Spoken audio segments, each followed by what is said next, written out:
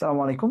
আশা করি তোমরা সবাই ভালো আছো, সুস্থ আছো। তোমাদের পড়াশোনা প্রস্তুতি গুছিয়ে নেওয়ার চেষ্টা তোমরা করছো, যারা এইচএসসি 25 ব্যাচ এবং আলিম 25 ব্যাচে ছিল। তোমাদের অ্যাডমিশনের যাত্রা শুরু হতে যাচ্ছে খুব দ্রুত। স্কুল অফ এক্সিলেন্স তোমাদেরকে অ্যাডমিশনের যাত্রা শুরুতেই ট্রাই অ্যাডমিশন নামে একটা ফ্রি কোর্স তোমাদেরকে করাচ্ছে, যেখানে ঠিক অ্যাডমিশনকে তুমি কিভাবে এনকাউন্টার করবা, কিভাবে বুঝবা, কিভাবে প্রস্তুতি নিবা, তোমার প্রস্তুতির মাত্রা কেমন হবে, ধরন কেমন হবে, এই জিনিসগুলোকে তুমি ফাইন্ড আউট করতে পারবা। সেই ধারাবাহিকতায় ইংরেজির আজকের যে ক্লাস, আমরা ঢাকা বিশ্ববিদ্যালয়ের প্রশ্ন সমাধান করছি। গত ক্লাসে একটা প্রশ্ন সমাধান করেছি, আজকেও আরেকটা সাল, অর্থাৎ ঠিক তার পরের সালটা 20-21 সালে যে প্রশ্নটা এসেছিল ইংরেজি, সেটা আমরা সলভ করার চেষ্টা করব। ধারাবাহিকভাবে আমরা ঢাকা বিশ্ববিদ্যালয় ছাড়াও অন্যান্য বিশ্ববিদ্যালয়ের প্রশ্ন সলভ করব।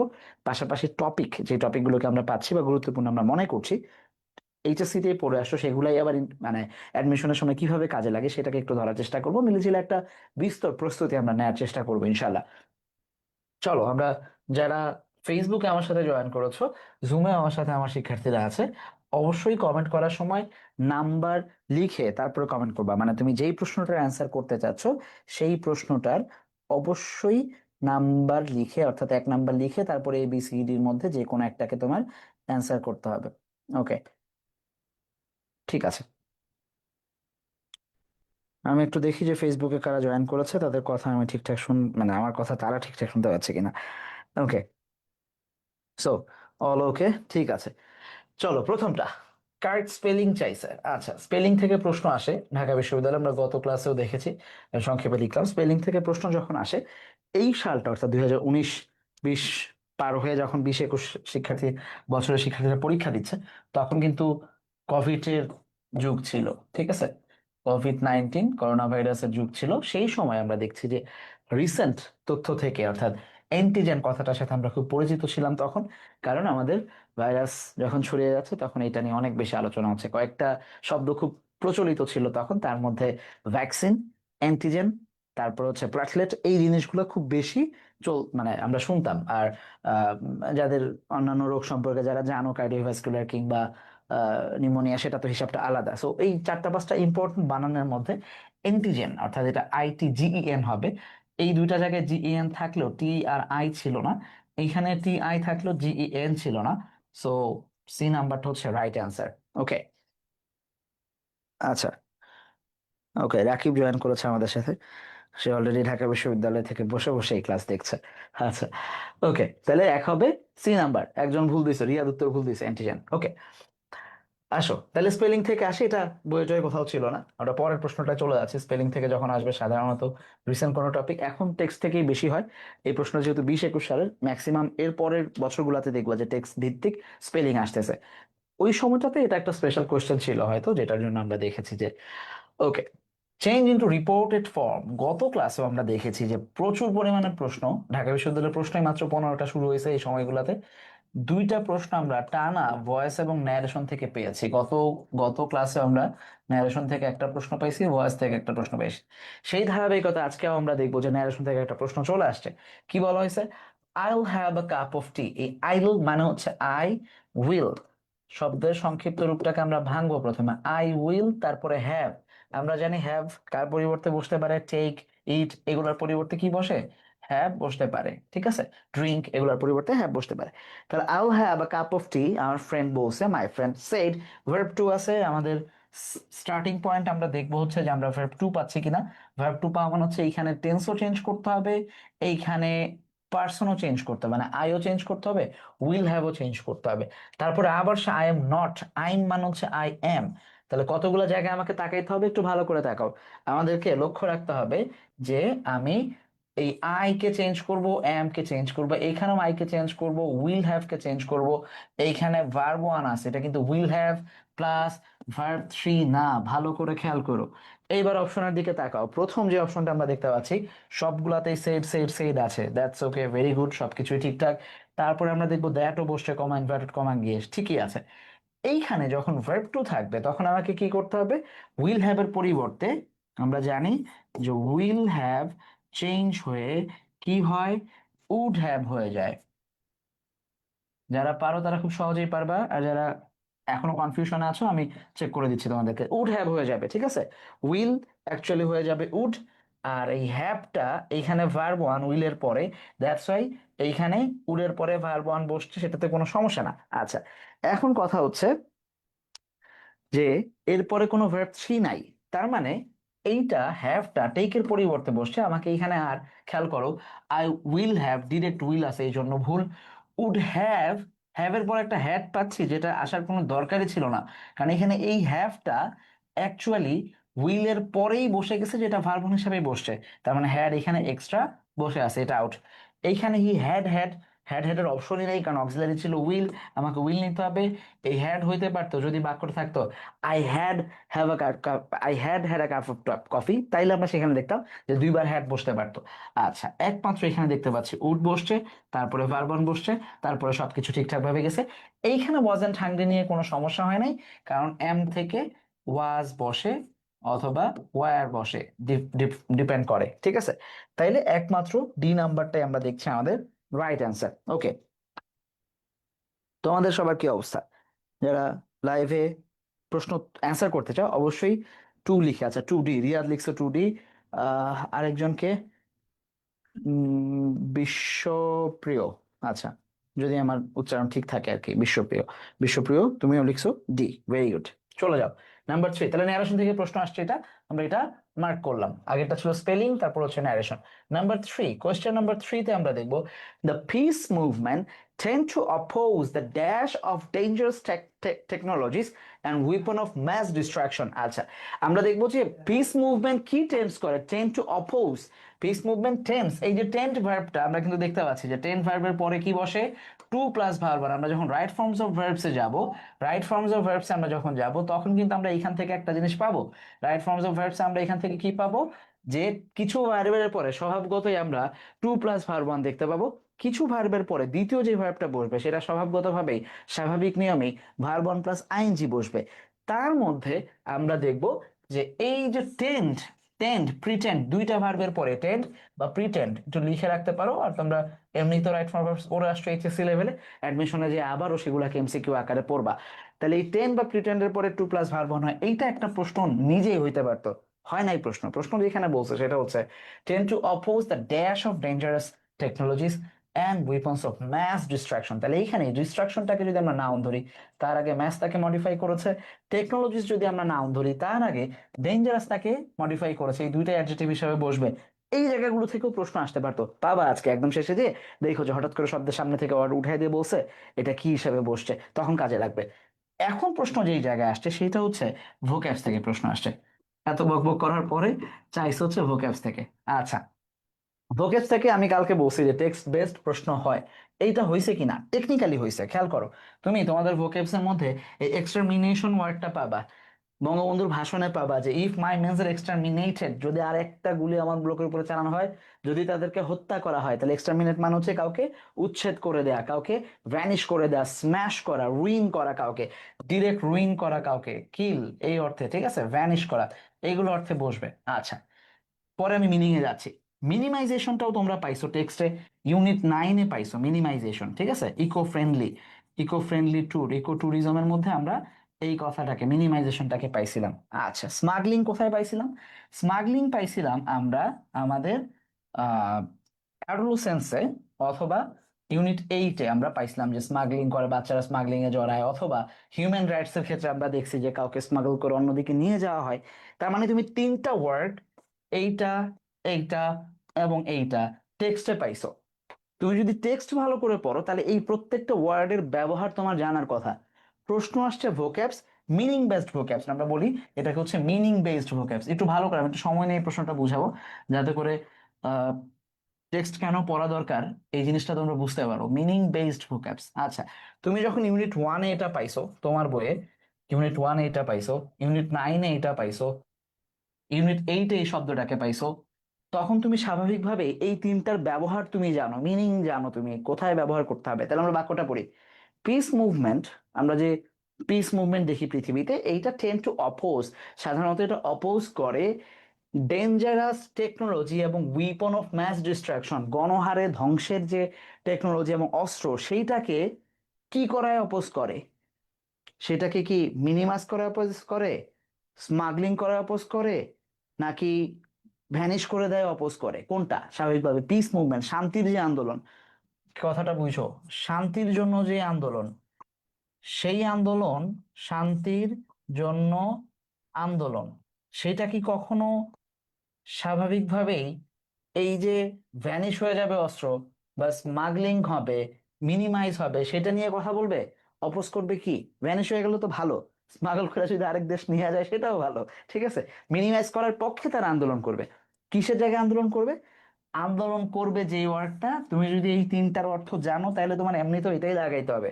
প্রলিফিলেশন, এইটা মানে হচ্ছে, প্রলিফিলেশন মানে হচ্ছে বিস্তার, এক্সটেনশন। বাংলা আমরা যেটাকে বিস্তার ডাকি, ইনক্রিজ করা কোনো জিনিসকে, ইনক্রিজ অর্থে ব্যবহৃত হইতে পারে। তারপর হচ্ছে এক্সপ্যান্ড অর্থে ব্যবহৃত হইতে পারে, ঠিক আছে? এক্সপেনশন অর্থে ব্যবহৃত হইতে পারে, ওই একই, ঠিক আছে? এই জিনিসগুলো অর্থে ব্যবহৃত হবে। এই কাছাকাছি ওয়ার্ড, ইনক্রিজ বা এক্সপানশন, এগুলো তোমরা টেক্সট বইয়ে পাইছো। হয়তো হইতে পারে যে সেইখানে আমরা তোমাদেরকে টেক্সট পড়ার সময় বলি যে একটা দুইটা সিনোনিম অ্যান্টোনিম মাথায় রাখো, হইতে পারতো যে প্রলিফিকেশন তুমি পেরে গেছো। যদি নাও পাও, অন্তত এই তিনটা যে বাদ, এই সিদ্ধান্তের মাধ্যমে তুমি যে ডি নাম্বারটা রাইট সেটা লাগাইতে পারবা, যদি তোমার টেক্সট ভালো করে পড়া থাকে। আমি কি আমার কথা বুঝাইতে পারছি তুমি যারা আছো? কেন টেক্সট পড়া উচিত এটাকে আমি বুঝাইতে পারছি সবাইকে? জুমে যারা আছো বা ফেসবুকে যারা আমার কথা শুনছো, মানে এই প্রশ্নটা নর্মালি তোমাকে সবাই বলবে যে এটা ভোকেবস, তোমাকে মুখস্থ করতে হবে যে প্রলিফিলেশন মানে হচ্ছে এক্সপানশন, প্রলিফিলেশন মানে হচ্ছে হিউজ, কি বলে এটাকে, যে মানে ইনক্রিজমেন্ট, এই এই এই এই জিনিসটা বলবে। বাট অ্যাকচুয়ালি যে বাকি তিনটা ভোকাবুলারি টেক্সট থেকে আসছে, এবং সেইটা জানলে তুমি এইটাকে ইলামিনেশন প্রসেসের মধ্যে ফেলে চুজ করতে পারবে যে প্রলিফিলেশন অর্থ আমি জানি না, but I know the meaning of minimization, I know the meaning of extermination, I know the meaning of smuggling. তার মানে এই তিনটা অর্থ এখানে বসতেছে না, so I have to choose whatever the word I don't know, কিন্তু still আমি এটাকে চুজ করব। এইটা হচ্ছে স্মার্টনেস। অ্যাডমিশন অ্যাকচুয়ালি এই গেমটাই, ঢাকা বিশ্ববিদ্যালয়ে এখন এই ধরনের প্রশ্নই করে। চলো, তাইলে নাম্বার 4, শিল্পী insisted me dash my going. আমরা গত ক্লাসে সম্ভবত পাইছিলাম এরকম একটা, বা তার আগের কোনো একটা ক্লাসে, ইনসিস্টের পরে সাধারণত ভার্ব ওয়ান প্লাস আইএনজি বসে। এই যে এখানে পাইলাম যে টেন্সের পরে টু বসে, এই ইনসিস্টের পরে আমরা সাধারণত দেখবো যে ভার্ব ওয়ান প্লাস আইএনজি বসবে। আচ্ছা, এরপরে যেটা হয়, ইনসিস্ট একা বসে, ইনসিস্টের সাথে একটা অন বসে সবসময়, ইনসিস্টেড অন। তারপরে এখানে আরেকটা নিয়ম আছে, পজিটিভ অ্যাডজেক্টিভ বসবে যদি অ্যাডজেক্টিভ বসে, ঠিক আছে? আর তারপর হচ্ছে ভার্বনার সাথে ING, insisted on my going. এখন এই জিনিস কি তোমাকে প্রোনাউনের ক্লাসে যে প্রোনাউন বোঝার সুবিধার্থে পজিটিভ অ্যাডজেক্টিভ বসবে অথবা রাইট ফর্ম ভার্বসে যে ইনসিস্ট অনের পরে ভার্ব না আইএনজি বসবে, সেটা বুঝে এটা দাগাবা? মানে যদি রাইট ফর্ম ভার্বসের ক্লাসের আগে তুমি ইন্তেকাল করে ফেলো পৃথিবীতে, ধরো যে কোনো কোচিং এ ভর্তি হইলা, সেখানে তোমাকে শেখানোর আগেই যে ইনসিস্ট অনের পরে ভার্ব ওয়ান প্লাস আইএনজি বলে বসে, এটা বসার আগেই যদি আজরাইল আলাইহিস সালাম চলে আসে তোমার লাইফে, তুমি কি শিখবা না কখনোই? 12 পাস করেও কি তুমি এটা শিখবা না যে ইনসিস্ট অনের, ইনসিস্টের সাথে অন বসলে তারপরে পজিটিভ অ্যাডজেক্টিভ বসে দেন ভার্ব ওয়ান আইএনজি বসে? যদি তুমি টেক্সট পড়তা তুমি খুব ভালো করে এটা বুঝতে পারতা। যখন আমরা ওই যে ফুড স্পেন্ডিং, আমরা যেটা পড়ি, স্পেন্ডিং অধ্যায়ে লেসনটা আমরা পড়েছিলাম লাইফস্টাইলে, সেইখানে খুব সুন্দর করে বলা ছিল, সামটাইমস চিলড্রেন ইনসিস্ট অন, বাচ্চারা খুব জোরাজোরি করে, buying things their parent can't pay without scratching their budget. সেটা পরের হিসাব, আমার দরকার হচ্ছে যে আমি যখন এই লাইনটা পড়তেছি খুব স্বাভাবিকভাবে আমার মাথায় আসতেছে ইনসিস্ট অন, ইনসিস্ট অনের পরে ভার্ব ওয়ান প্লাস আইএনজি বসে, ঠিক আছে? ইনসিস্ট অনের পরে ভার্ব ওয়ান প্লাস আইএনজি বসে, তখনই আমি আবার ক্লাসে সেকেন্ড পেপারে রাইট ফর্ম ভার্বস পড়ছি, আমার মাথায় চলে আসছে যে আরে এটা তো রাইট ফর্ম ভার্বসের সেই ব্যবহারটা, যে ইনসিস্ট অনের পরে ভার্ব ওয়ান আইএনজি বসে। স্বাভাবিকভাবে ইনসিস্ট অন বসবে, তারপরে ভার্ব ওয়ান আইএনজি বসবে। এইবার পরীক্ষা আসলে আমাকে আর মুখস্থ করতে হবে না ইনসিস্ট অন, ইনসিস্ট অন, ইনসিস্টের পর অন বসে, অনের পরে ভার্ব ওয়ান আইএনজি বসে, ইনসিস্ট অনের পরে ভার্ব ওয়ান আইএনজি বসে, দরকার নাই। ঠিক আছে, খুব ক্লিয়ারলি আমরা টেকনিক্যালি এই জিনিসগুলোকে মনে রাখতে পারবো। ওকে,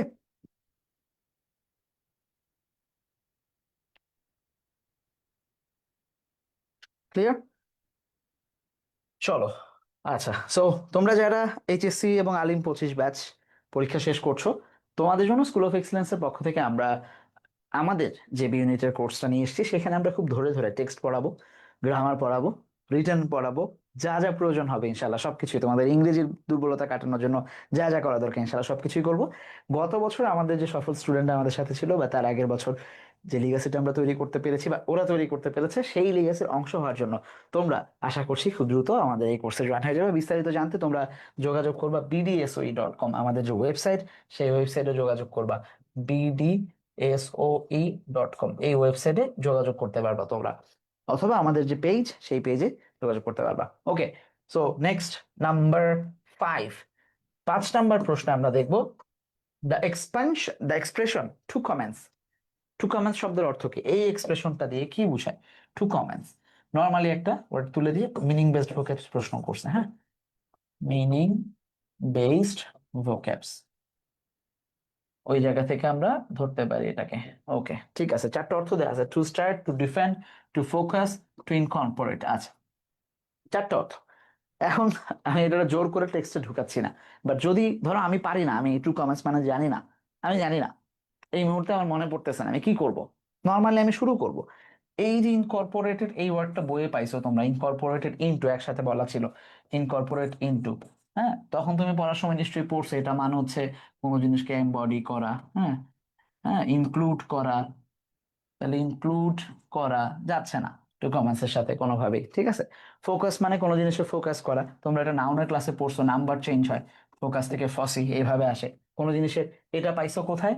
এপি সেন্টার ওয়ার্ডটা পড়ছো, এপি সেন্টার টেক্সটে, এপি সেন্টার, এপি সেন্টার পড়ার সময় কয়েকটা মিনিং, তার মধ্যে একটা পড়ছো ফোকাস, আর একটা পড়ছি আমরা হচ্ছে কি পড়ছি, নেক্সাস, এই ওয়ার্ড গুলাকে আমরা পড়ছি, হ্যাঁ। তাইলে আমি দেখবো যে কোনোভাবে আমি কমেন্টস কোথাও পাই না। ডিফেন্ড করা, ডিফেন্ডটাও পাইছি আমরা ইকো ট্যুরিজমে, যে অ্যানিমাল যারা ডসাইল হয়ে যায় তারা আস্তে আস্তে কি হয়, আহ, কোনটা, তখন দেখা যায় যে তারা তাদের নর্মাল যে ডিফেন্ড করার স্ট্রেংথ, সেইটা আস্তে আস্তে হারায় ফেলে প্রেডিটরদের কাছ থেকে। কারণ বড় যখন প্রেডিটররা অংশ ইয়া করে, কি বলে এটাকে, অ্যাটাক করে, তখন দেখা যায় যে মানে তারা আর তখন ইয়া করতে পারে না। আচ্ছা, এইবার তাদের থেকে যায় একটা, স্টার্ট করা। টু কমেন্টস মানে হচ্ছে অ্যাকচুয়ালি শুরু করা। তাইলে এই শুরু করাটা আমরা দেখব, এইখানে আমরা স্টার্টকে নিতে পারি। হইতে পারে যে এটা আগের বইয়ে ছিল, মানে যেহেতু ভোকেবস থেকে প্রশ্ন হচ্ছে, 18 পরে বই চেঞ্জ হয়েছে, সেই বইয়ের যে প্রথম ভার্সন সেটা হচ্ছে 2022, 23, 23, 24, 24, 25 তোমরা পর্যন্ত পাবা আর কি। 26 থেকে আবার বই চেঞ্জ হচ্ছে, এমনও হইতে পারে যে এটা আগেই ছিল, এখন হচ্ছে চেঞ্জ হয়েছে, ঠিক আছে। আচ্ছা, কিফিয়া, কাইফা অথবা কিফা, আমি নাম উচ্চারণ করতে পারতেছি না। 5A বলছো, ভেরি গুড।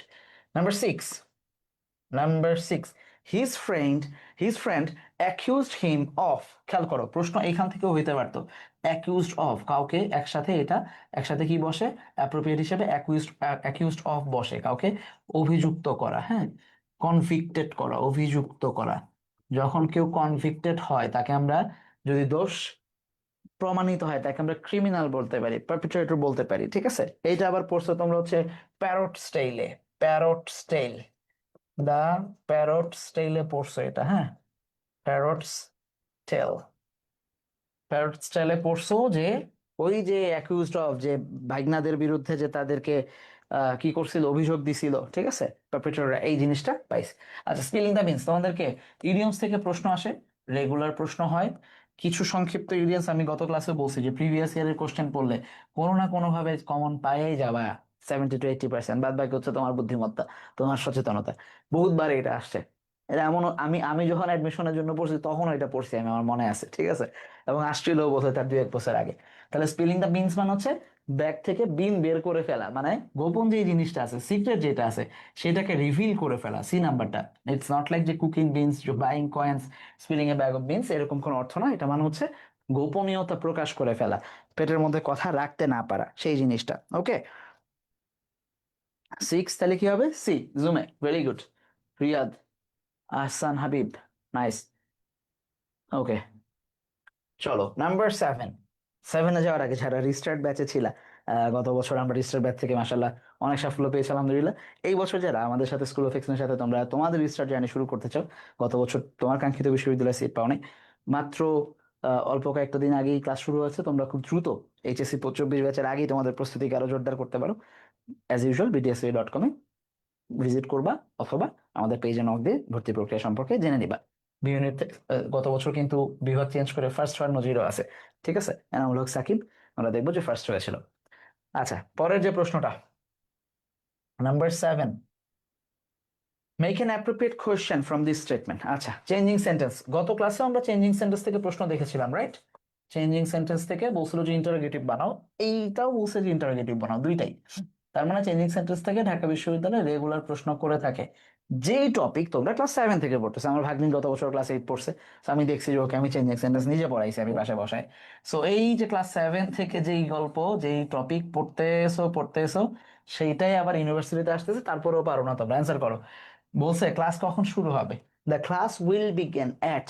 আচ্ছা, তাহলে উইল সামনে চলে আসবে, আমরা জানি অক্সিলারি আগে আসে, তারপরে সাবজেক্ট বসে, তাহলে অপশনগুলোর মধ্যে তাকাই। আচ্ছা, ঝামেলা যেটা করছে ও অপশনগুলো আবার কি করছে, ডাব্লিউএস কোশ্চেন নিয়ে আসছে, কোনো ঝামেলা না।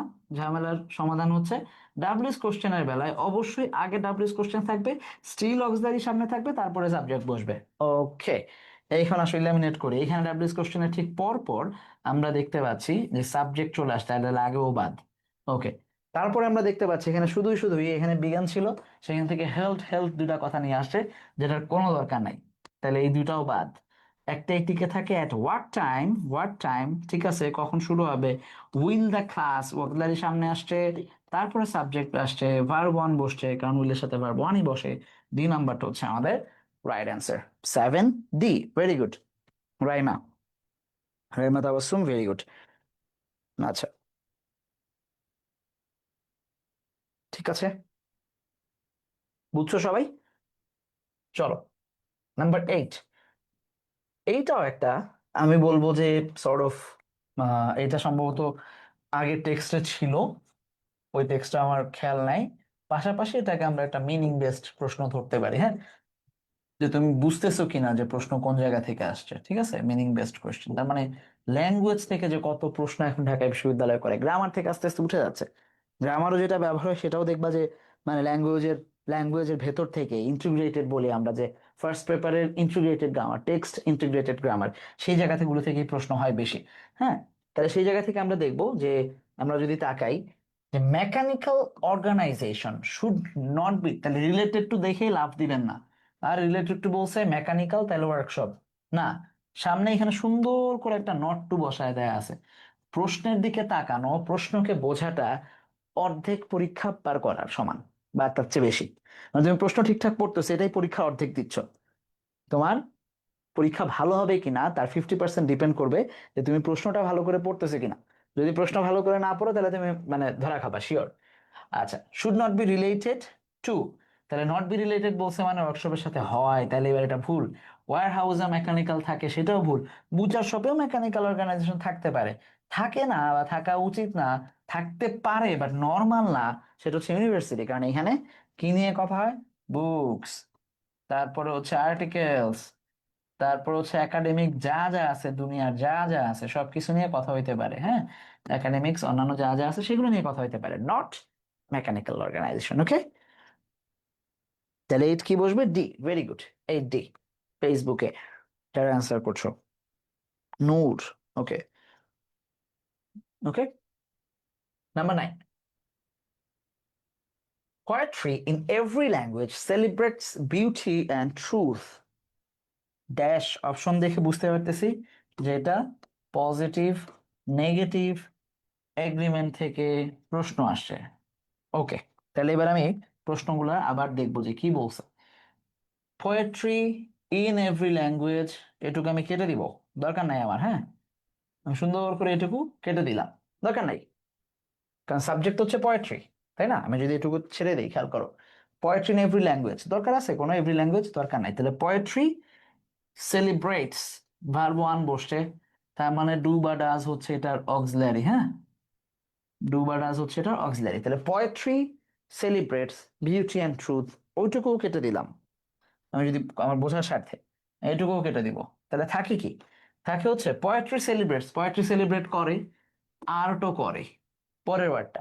তাহলে পজিটিভ নেগেটিভের এগ্রিমেন্ট অনুযায়ী আমরা জানি যে যদি আমরা কোনো বাক্যে কি পাই, যদি পজিটিভ থাকে তাহলে ওই অক্সিলারি সহ, হ্যাঁ, নতুন যে সাবজেক্ট বসতেছে, তাহলে ধরো আর্ট, আর্ট হচ্ছে এখানে বসবে যেহেতু সব জায়গায় আর্ট আছে, তাহলে হয় আর্ট, আর্ট ডাজ অলসো, অথবা টু, এইভাবে বসবে, অথবা সামনে চলে আসবে অক্সিলারি সো ডাজ আর্ট, এটা বসার কথা ছিল, ঠিক আছে? তাহলে খেয়াল করো, ওয়াই নট আর্ট হচ্ছে না, অ্যাজ ওয়েল এজ আর্ট হচ্ছে না, সো এর পরে আবার অ্যাজ আসছে সেটা হচ্ছে না, লাগতো হচ্ছে আমার ডাজ অক্সিলারিটা, এই যে অক্সিলারি, এইটা এখানে মানে ইনপুট দেওয়ার কথা ছিল, তাহলে সো ডাজ আর্ট, এই নাম্বার হচ্ছে আমার রাইট অ্যান্সার। এবার তুমি মুছে দিয়ে সুন্দর করে যথাস্তু রেখে দাও, কারণ আমার আর দরকার নাই, আমার যা হওয়ার তা বুঝে ফেলছি আমি। বুঝে গেছে? বুঝছো কিনা? এটা হচ্ছে প্রশ্নের দিকে যেভাবে তাকাবা, ঠিক যেই জায়গাটায় তোমাকে ফোকাস করতে বলছে, তোমার সাবজেক্ট তোমার অক্সিলারি ভার্ব, তোমার সাবজেক্ট তোমার অক্সিলারি ভার্ব দরকার, তোমার মাঝখানে কোন ল্যাঙ্গুয়েজ, কে আর্ট, কে বিউটি, কে truth, we don't give a, মানে we don't give a damn about it, ঠিক আছে? We don't care. ওকে, তাহলে নাম্বার এ। এই এই টপিকগুলো আমরা যখন পড়বো তখন আমরা তোমাদেরকে আরো টেকনিক্যালি ইনশাল্লাহ সাউন্ড করার চেষ্টা করব, যে কিভাবে এগুলাকে অ্যান্সার করতে হয় আরো আরো আহ, উদাহরণ দেওয়ার মাধ্যমে। The idiom which is not related to the concept positive attitude, আবারও বলতেছি, তার মানে কি এই বাক্যে পজিটিভ অ্যাটিটিউড কি সেটা সম্পর্কে জানতে চাইছে? এই বাক্যে কি পজিটিভ অ্যাটিটিউড কি সেটা সম্পর্কে জানতে চাইছে? এই চারটা অপশন থেকে কি জানতে চাইছে? পজিটিভ অ্যাটিটিউড সম্পর্কে জানতে চাইছে। এখানে খুব স্পষ্ট করে বলে দিছে নট রিলেটেড টু, নিচের কোনটা রিলেটেড না, খেয়াল করো, ভালো করে খেয়াল করো, নিচের কোনটা রিলেটেড না। তাহলে পজিটিভ অ্যাটিটিউড কেমনে বুঝবো? তাহলে মিনিং গুলো জানতে হবে। আমরা যখন ইডিয়মস বেশি বেশি করে পড়বো, আমরা তোমাদেরকে ডেইলি কাজ দেওয়ার চেষ্টা করবো, যারা আমাদের সাথে অ্যাডমিশন জার্নি করবা, ডেইলি তোমাদের কাজ থাকবে সেই জায়গাগুলোতে, আমরা তোমাদেরকে প্রত্যেক দিন ডেইলি ইংলিশ নামে একটা ইয়া থাকবে, টাস্ক অ্যান্ড অ্যাক্টিভিটিস এর জায়গা থাকবে, যেখানে তোমরা, হ্যাঁ, ডেইলি ইংলিশ, যারা অলরেডি ভর্তি হয়েছো তারা পেয়েছো একাডেমিকে, এই ডেইলি ইংলিশে আমরা কি করব, রেগুলার তোমাকে ছোট ছোট ছোট ছোট কাজ দিয়ে দিয়ে আস্তে আস্তে তোমার মেমোরাইজিংটাকে সামনে আগে নিয়ে যাবো। তাহলে আসো, রোজ টিন্টেড গ্লাস, তোমরা ইমোজি দেখো না এখন, এই যে চশমা পরে, হ্যাঁ, লাভ লাভ, লাভ চশমা পরে, দেখছো? লাভ মার্কা চশমা পরে, হ্যাঁ, এরকম লাভ চশমা, এটা হচ্ছে রোজ টিন্টেড গ্লাস, মানে দেখে মনে হচ্ছে যে এটা ফুটন্ত, মানে গোলাপের মতো, তাহলে এটা একটা পজিটিভ ব্যাপার।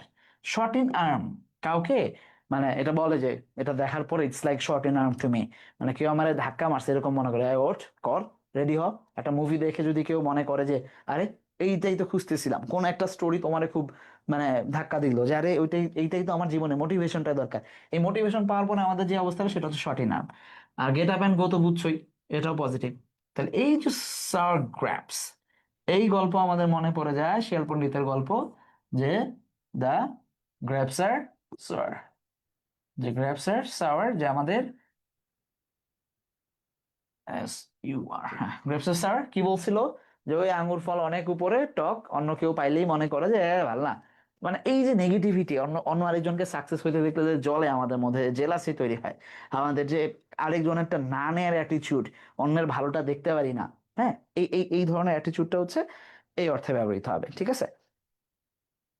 Tasnim, very good. কিন্তু কত নম্বর প্রশ্নের এ বলছো ভাই, আমরা বুঝতেছি না, তুমি কি 9-এ আছো এখন, আর 10-এ আছো সেটা আমরা জানি না। আচ্ছা, সো আমরা আমাদের ডাইজেস্টটাকে, তোমাদের এই ধরনের প্রশ্নগুলোর জন্য ডাইজেস্টটাকে সাজাইছি যে তুমি প্রত্যেক দিন, প্রত্যেকটা লেকচারের পর আলাদা করে মেমোরাইজিং এর কাজ থাকবে তোমাদের, ঠিক আছে? মেমোরাইজিং এর আলাদা করে কাজ থাকবে, যেখানে আমরা মেমোরাইজিং এর মধ্যে কি কি থাকবে, মেমোরাইজিং এর টেক্সট থাকবে, সরি, কি বলে এটাকে, স্পেলিং থাকবে, তারপরে আমরা তোমাদের জন্য সেখানে ভোক্যাবস রাখবো প্র্যাকটিসের জন্য, তারপরে হচ্ছে ইডিয়মস এন্ড ফ্রেজ থাকবে, প্রচুর পরিমাণে ইডিয়মস থাকবে, এবং অ্যাপ্রোপ্রিয়েট অ্যাপ্রোপ্রিয়েট প্রিপোজিশন থাকবে, যাতে করে তোমাদের প্রস্তুতি সর্বোচ্চ সম্পন্ন হয়। তারপরে আসো, তারপর এটা number 11, the early 20th century Bangladeshi diaspora in Britain was chiefly a dash, text থেকে আসছে, আগের টেক্সট, আগের টেক্সটে গত ক্লাসেও দেখাইছি, তার আগের বছরও এই এই মানে ডায়াসপোরা ওয়ার্ড নিজেই কিসের সাথে রিলেটেড, মাইগ্রেশনের সাথে রিলেটেড, গত ক্লাসে যারা ছিল তারা জানো যে এইখান থেকে প্রশ্ন আসছিল, একই জায়গা থেকে, একই লেসন থেকে, তারপরের বছর অর্থাৎ 21-22 সেশনও প্রশ্ন আসছে। ফেনোমেনন কথাটা হচ্ছে নাউন, তার আগে যেটা বসবে সেটা একটা অ্যাডজেক্টিভ হিসাবে বসবে, কারণ তার আগে আমরা ডিটারমাইনার পাচ্ছি, DMN, এই মেথড আমরা কিছুদিনের মধ্যে জানার চেষ্টা করবো, অনেকেই জানি। ওকে, ফেনোমেনন কথা দিয়ে আমরা এটা এটা মানে হচ্ছে ইস্যু বা কোনো ঘটনা, ইভেন্ট, ঠিক আছে? তাইলে কেমন ইভেন্ট? এই যে ডায়াসপোরার কথা, যেটা একদম টেক্সট না পড়লে কোনোভাবেই তুমি তোমার মনে হয় এটা ওয়েল প্ল্যান্ড, সেটাও হয় প্রিডমিনেন্ট, অ্যাডজেক্টিভ হিসাবে সবগুলা ঠিক আছে, non professional, specific, organization based, প্রত্যেকটা অ্যাডজেক্টিভ আছে এখানে।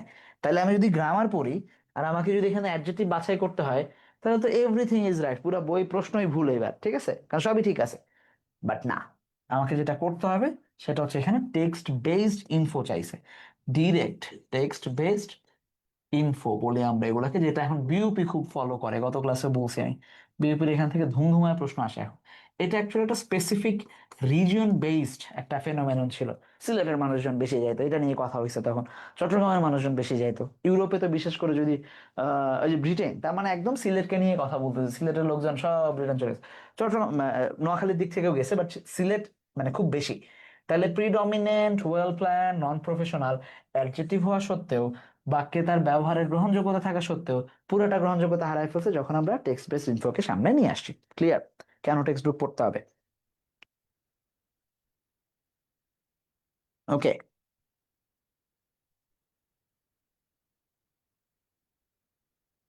বুঝছো? বুঝছো কিনা? রিয়াদ বুঝছো? এই রিয়াদ, রিয়াদ আনমিউট করো।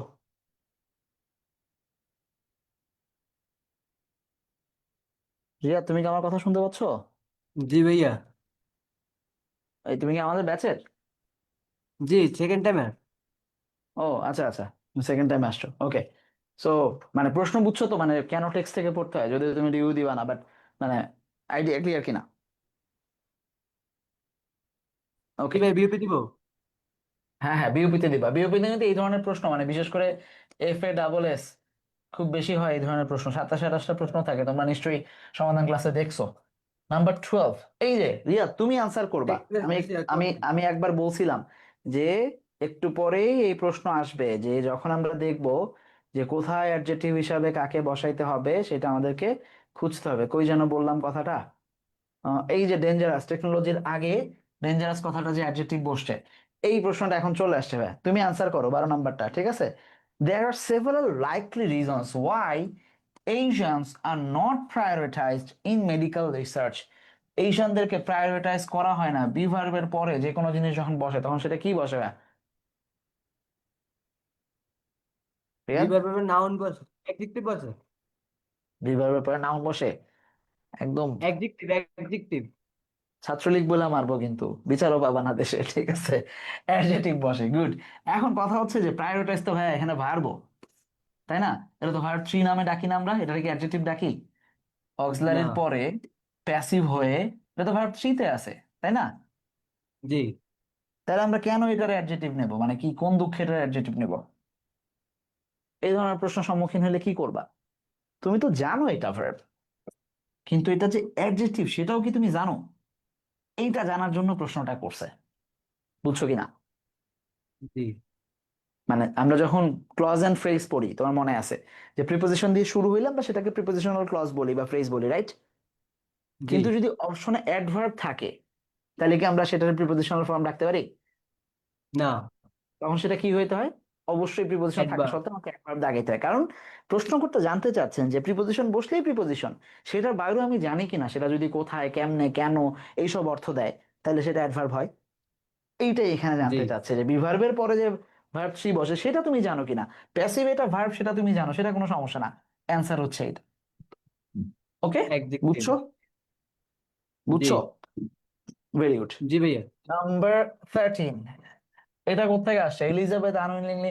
আচ্ছা, ভয়েস থেকে প্রশ্ন আসছে, প্রথম কথা হচ্ছে এটা প্যাসিভ ফর্ম থেকে প্রশ্ন আসছে না। গত ক্লাসেও আমরা দেখছি ন্যারেশন এবং ভয়েস দুইটা থেকে প্রশ্ন আসছে। আজকের ক্লাসে আমরা দেখতে পাচ্ছি প্যাসেজ এবং ভয়েস এবং ন্যারেশন দুইটা থেকে প্রশ্ন আসতেছে। তাইলে আমাকে কি করতে হবে? সি ভয়েস নিচে এইটুকুর সামনে নিয়ে আসবো, আর এলিজাবেথ সাবজেক্ট আছে ওরে পরে নিয়ে যাব, তাই তো? আচ্ছা, দিলে সি। আচ্ছা, আরেকটা কি, আন্ডারটুক ভার্ব টু আছে, ভার্ব টুর পরিবর্তে ওয়াজ বা ওয়ার বসে, ডিপেন্ডস অন দ্য সাবজেক্ট। তাহলে ওয়াজ ঠিক আছে, এখানে ইজ আছে, এক নম্বরে ভুল। এখানে ভার্ব টু আছে, থ্রি আছে কিন্তু কোনো অপশন নাই। আচ্ছা, লাল কালি দিয়ে দেখায়, এখানে কোনো অপশন আমরা দেখতে পাচ্ছি না, এখানে ইজ ছিল সেই জন্য কাটা। হ্যাড আন্ডারটেকেন, ভার্ব টু এর পরিবর্তে কখনো আমাকে হ্যাড নেওয়ার এই দরকার নাম্বার নাই, হবে। তাইলে এই নাম্বারই নর্মালি হয়ে যাচ্ছে, সেটা হচ্ছে এলিজা। দ্য সি ভয়েস, এই যে আন্ডারটুক ওয়াজ এর মধ্যে এই ওয়াজ, আন্ডারটেকেন তারপরে ভার্ব থ্রি, বাই বসছে এলিজাবেথ, আনউইলিংলি অ্যাডভার্ব যেভাবে আছে সেভাবেই, ব্যাস এই নাম্বারটা answer. Clear? Raima, very good. আচ্ছা, ওকে, হাসান বলছে ক্লিয়ার। আসো, এইটা তোমাদের এই যে ওরিয়েন্টের, ইনটু দ্য ওরিয়েন্টে আমরা দেখবো যে এলিজাবেথের গল্প নিয়ে ছিল, আমি নামটা আছে কিনা এখানে, ইয়াং ওমেন। আচ্ছা, ট্রাভেল, আচ্ছা এখানে নাই, মানে এলিজাবেথ এই যে এখানে নাম ছিল না, এলিজাবেথ 30 পাউন্ডসে কি করছে, মনে আছে? এই গল্প জি। হচ্ছে সেটা। আচ্ছা, তারপরে নাম্বার 14, বলো। আচ্ছা, অর্থ বুঝো এই সব, এই কথাটার। ইট হ্যাজ মেড, কোনো একটা কিছু, possible for all over the planet to reach out and touch someone. ঠিক আছে, মানে সবকিছুই পাওয়া যায়, কোথায় গেলে কার দ্বারা সম্ভব হয়েছে সেটা? নাসায়। নাসায় যে পারবা সবকিছু? পারবা না, নাসায় যে আসমানে চলে যাবা, সমুদ্রের নিচে আর যায় না নাসা। কিন্তু তুমি যদি দেখতে চাও যে সমুদ্রের নিচে কি আছে, এখন ঘরে বসে দেখতে পারবা না। জি। কিভাবে? এই যে www ডট দিয়ে সার্চ করলে ওয়ার্ল্ড, এটাকে আমরা বলি ওয়ার্ল্ড, কি বলি? Web. World wide web, very good. এই যে ওয়ার্ল্ড ওয়াইড ওয়েব দিয়ে আমরা সার্চ করতেছি, এর মাধ্যমে পৃথিবীর সমস্ত কিছু আমরা জানতে পারি। সো মাইক্রোচিপ, মাইক্রোচিপ অথবা পিসমেকারের সাথে, পেসমেকারের সাথে, এগুলো জাস্ট সফটওয়্যারের নাম, এগুলো দরকার নেই। ভাই আসো, মাইক্রোচিপ কি? মাইক্রোচিপ ছোট ছোট, এই যে মোবাইলের মধ্যে দেখো না, মোবাইল চলতেছে কিভাবে? তোমার কাছে কি ইয়া আছে, মানে কার্ড আছে, কার্ড, ব্যাংকের কার্ড, দেখবা যে একটা সিম, দেখছো না সিম? সিমের পেছনে সিম। দেখবা যে একটা হলুদ হলুদ এই যে এরকম কিছু একটা লাগানো থাকে, দেখছো?